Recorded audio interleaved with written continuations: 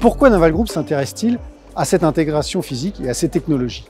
Eh bien, c'est par souci d'efficacité opérationnelle. Et cette efficacité opérationnelle est directement liée à la bonne prise en compte des contraintes de l'embarquement pour des systèmes dronisés qui ne sont pas nativement faits pour ça. Alors en tant qu'intégrateur systémier des navires de premier rang de la Marine nationale, Naval Group est le seul à pouvoir mener cette intégration au meilleur niveau.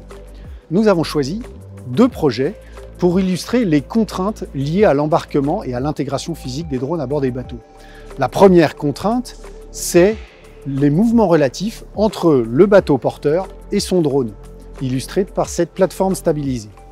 La deuxième contrainte est le manque de place à bord, ainsi que les agressions du milieu. Donc Naval Group a plus de 10 ans d'expérience de mise en œuvre de drones aériens à bord des bâtiments de combat.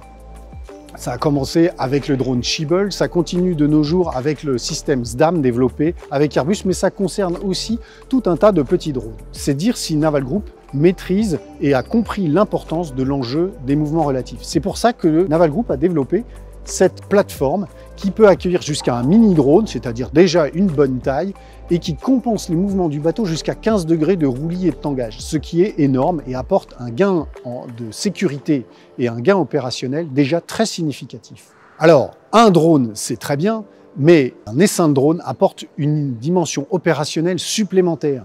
C'est pour ça que Naval Group a développé cette Swarm Drone Box qui permet dans un minimum d'espace de stocker un maximum de drones. Ces 2 projets ouvrent aussi d'autres perspectives sur d'autres contraintes liées à l'embarquement à bord. La protection contre les agressions du milieu avec cette boîte fermée. Le problème d'énergie, comment recharger ces drones et les tenir toujours prêts à se déployer. Et enfin, le développement des automatismes de lancement et de récupération. L'étape d'après est bien sûr la connexion avec tous les systèmes de combat pour avoir le partage de l'information aussi bien que du lancement et des récupérations complètement automatiques et commandées à distance. Alors on commence tout juste à avoir des phases très concrètes de développement et Naval Group se tient toujours aux côtés des marines pour améliorer sans cesse les capacités opérationnelles de ces drones à bord.